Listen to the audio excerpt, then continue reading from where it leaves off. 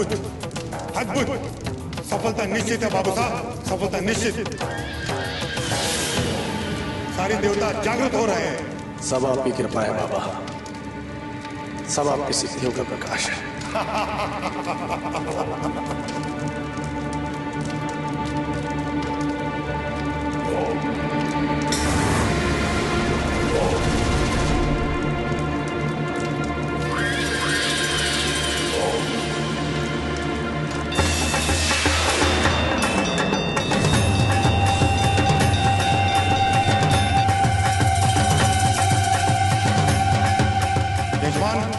ब्रह्म मुहूर्त निकट है। यह पहली पूजा के आखिरी चरण है, लेकिन दूसरी पूजा में हमें मांस, मत्सर, मदिरा का प्रयोग अनिवार्य है और कोई अबोध बालक या बालिका का भी बलि आवश्यक है। इसमें देवताएं लोग खुश होते हैं। बाबा, आपकी आज्ञा श्रद्धा है। ये लीजिए, भैरवी का स्मरण करके संकल्प कीजिए।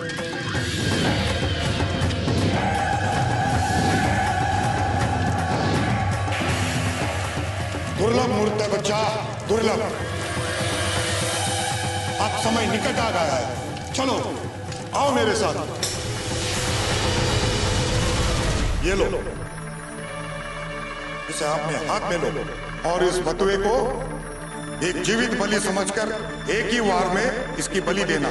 लेकिन कल की पूजा में यही क्रिया किसी अबोध बालक या बालिका के साथ होगी। अब तनिक भी देर करना उचित नहीं है। कार्य इसी मुहूर्त में संपन्न होना चाहिए। चलो।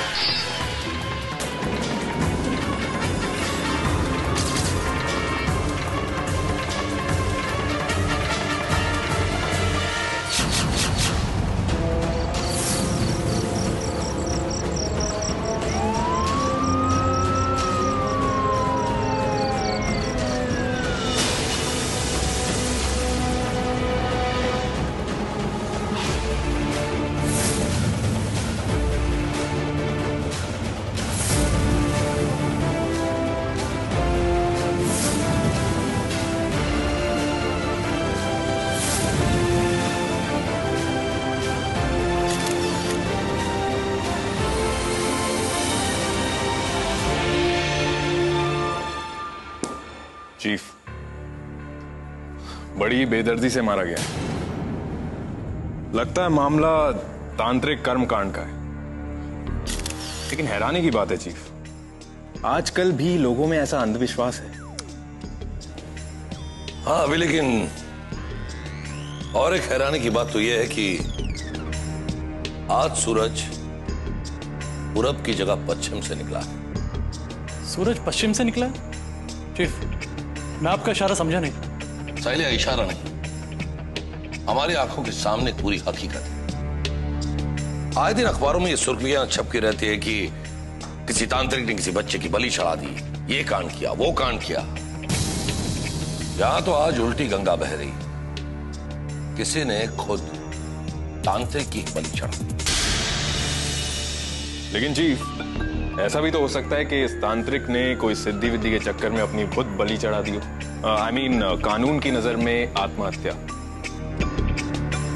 चीफ, ये देखिए, यहां कुछ जूतों के निशान मिले। मैंने इनके इंप्रेशन भी ले लिए।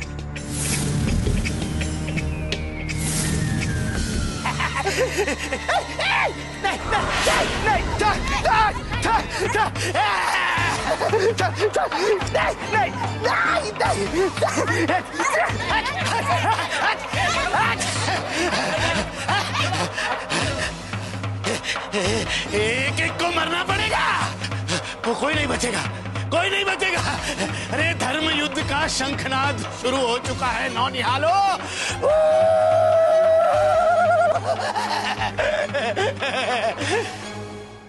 चीफ, ये पागल बहुत ही अजीब सी बातें कर रहा है। लगता है इसकी फाइल खोलनी पड़ेगी। सही जा रहे हो अभी। पता करो कौन है ये और आखिर ये मामला क्या है।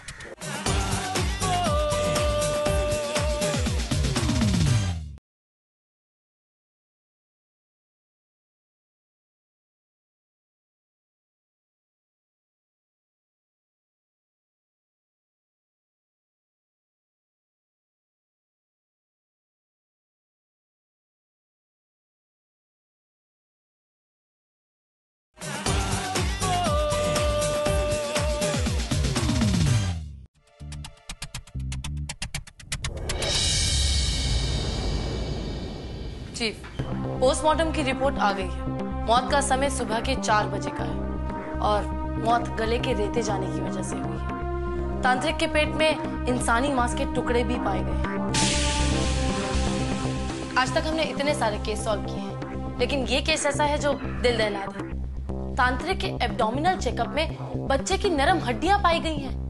एक और निठारी कांड।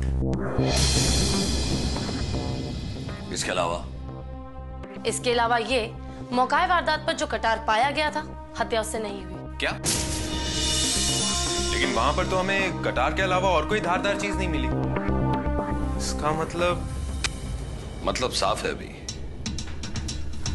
मतलब बिल्कुल साफ है कि जिस हथियार से हत्या हुई है उस हथियार को बरामद करना अभी तक बाकी है। और एक बात चीफ, हत्या करने वाला लेफ्ट हैंडर था, मतलब वो अपने बाएं हाथ का इस्तेमाल करता था, क्योंकि गले पर जो निशान था वो राइट टू लेफ्ट था, जबकि राइट हैंड का इस्तेमाल करने पर गले पर निशान लेफ्ट टू राइट होना चाहिए। और हाँ चीफ, जिस हथियार से हत्या हुई है वो रेजर ब्लेड की तरह शार्प था, लेकिन घाव की गहराई कर देखकर तो यही लगता है कि वो रेजर ब्लेड नहीं था।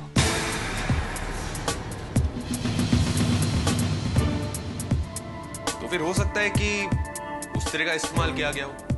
वैसे भी कहा जाता है कि उस तरह का वार बहुत ही घातक होता है। You're right, अभी मुझे भी लगता है कि हत्या के लिए इस्तेमाल किया गया हथियार उस तरह ही होगा।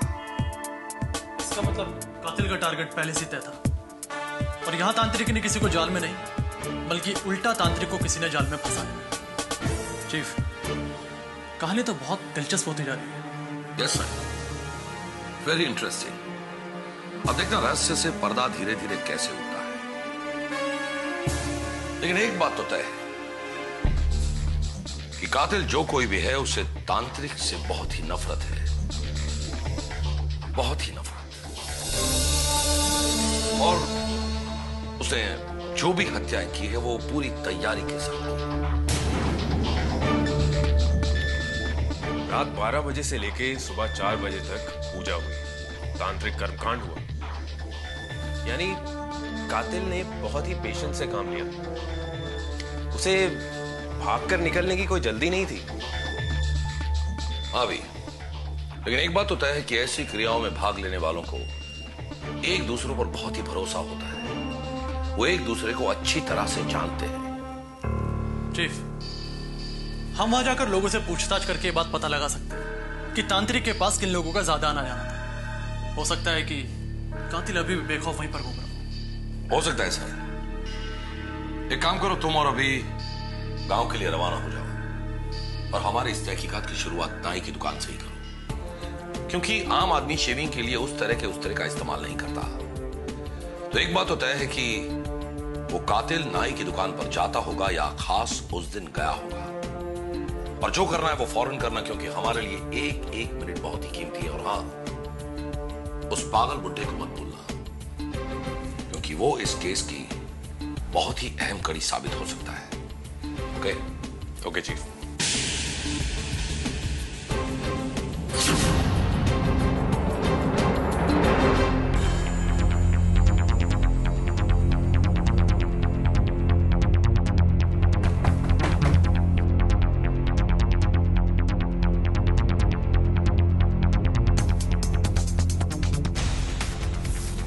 भाई साहब, मैं आपसे कुछ पूछताछ करूं। आओ बाकी हमारे जो आप हमारे गांव पर आए। सेवक गांव के हर गली हर कचरे से वाकिफ।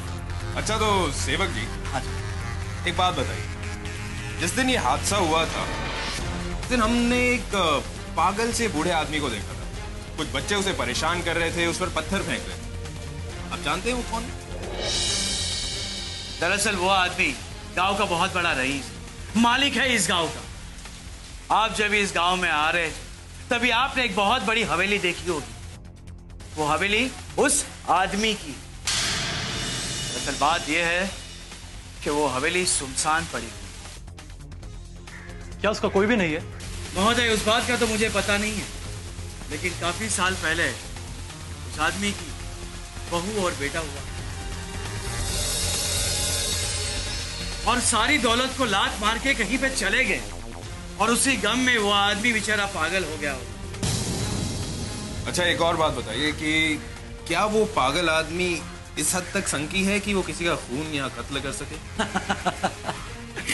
अपने भ्रम का निवारण करे मित्र। अच्छा, आखिरी सवाल पूछिए। आपके गांव में कोई नाई की दुकान तो होगी?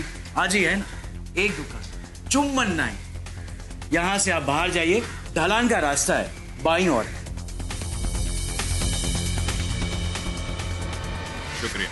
नमस्कार बोलिए महोदय। नमस्कार। नमस्कार।